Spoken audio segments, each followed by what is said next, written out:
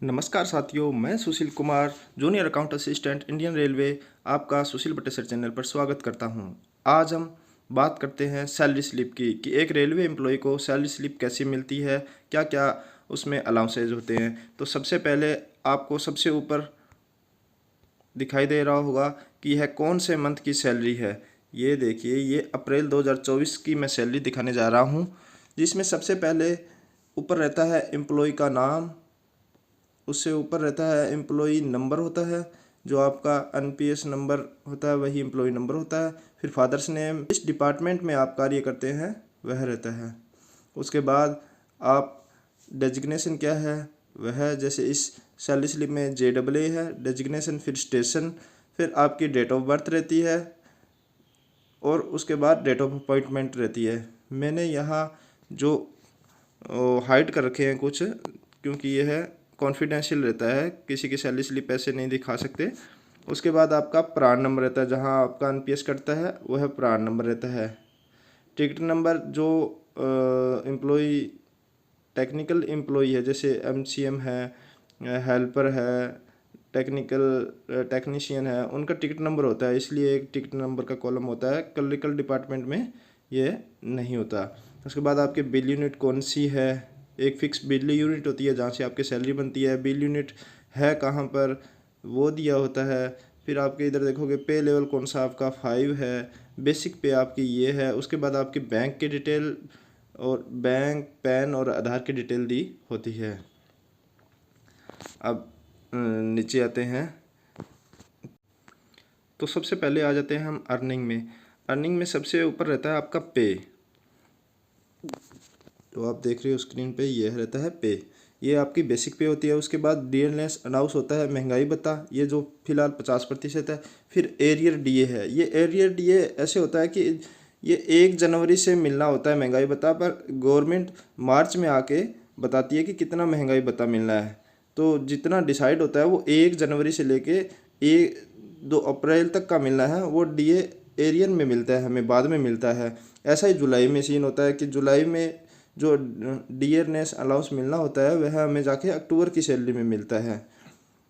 फिर आपका होता है ट्रांसपोर्ट अलाउंस, और फिर यही एरियर ट्रांसपोर्ट अलाउंस का आ गया, क्योंकि जो जनवरी में बढ़ा है वह आपको अप्रैल में मिलेगा। फिर आ गया चाइल्ड एजुकेशन अलाउंस।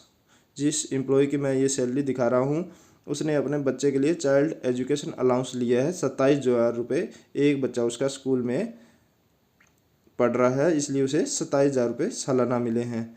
फिर आएगा, यह कहीं रेलवे की ड्यूटी से गया हुआ है, इसलिए ट्रैवलिंग अलाउंस अलग से मिला हुआ है। कंटिजेंसी चार्ज, यदि वो ड्यूटी पर जाता है तो उसका ऑटो वगैरह का जो चार्ज रहता है वो कंटिजेंसी चार्ज, जैसे घर से स्टेशन गया, स्टेशन से जहाँ ड्यूटी गया, फिर यही रूटीन उसने वापस किया। तो ये इसमें आप देखोगे एचआरए नहीं लिखा हुआ कहीं भी, क्योंकि एचआरए इसने क्वार्टर ले रखा है रेलवे एम्प्लॉय ने, इसलिए यहाँ देखो हाउस रेंट दिया हुआ है 420। ये एचआरए के साथ हाउस रेंट भी कटता है, ये एक फिक्स अमाउंट होती है, 420 कटा है। फिर इलेक्ट्रिसिटी इसका चार्ज 248 रुपये कटा है। ये एनपीएस में बेसिक प्लस डीए का 10% आपका एनपीएस में जाता है, ये 4730 रुपये आपका एनपीएस में गया है। ये एक और कटौती रहती है सेंट्रल गवर्नमेंट एम्प्लॉय की 30 रुपये ऊपर वाली सबसे, और नीचे वाटर, जब आप क्वार्टर ले रखा है आपने तो 30 रुपये आपके वाटर चार्ज भी रहता है।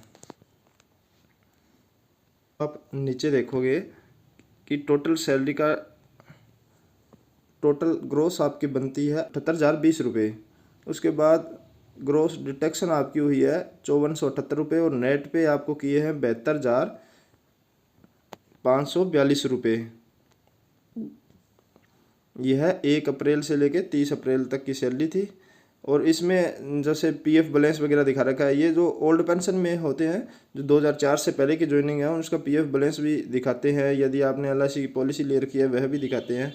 और जो यहाँ लीव डिटेल दिखा रखी है ये एक्यूरेट नहीं होती है, यह बस शो करते हैं, बिल्कुल एक्यूरेट नहीं है। साल में एक बार एक्यूरेट करते हैं, धीरे धीरे ये बिल्कुल एक्यूरेट आने लग जाएगी। अब मॉडल आ गया है कि इसको एक्यूरेट किया जाए।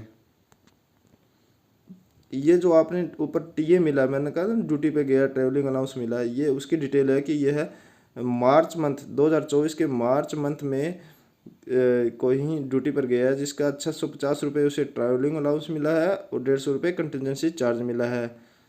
तो यह थी रेलवे एम्प्लॉय की सैलरी। और सबसे जब ऊपर आओगे आप तो रेलवे एम्प्लॉय की सैलरी जब देखोगे तो जिस रेलवे में हो आप तो उसका सबसे ऊपर लोगो रहेगा नॉर्थर्न रेलवे, G20 का लोगो रहेगा। यह अलग अलग फॉर्मेट में होती है। जैसे एम्प्लॉय HRMS एक ऐप होती है रेलवे की, HRMS ऐप, जिस पे आपको अलग फॉर्मेट में दिखाई देगा। अकाउंट्स के पास अलग फॉर्मेट में आती है और जब हमें डाउनलोड करनी होती है तो एक अलग फॉर्मेट में हम A4 में भी डाउनलोड कर सकते हैं। तो मैंने A4 में डाउनलोड करके आपको ये सैलरी स्लिप दिखाई है। कैसी लगी मेरी ये जानकारी ज़रूर बताएं मुझे कमेंट करके, और आपको मेरी वीडियो कैसी लगती है यह भी ज़रूर बताएं। मिलते हैं अगली वीडियो में। धन्यवाद।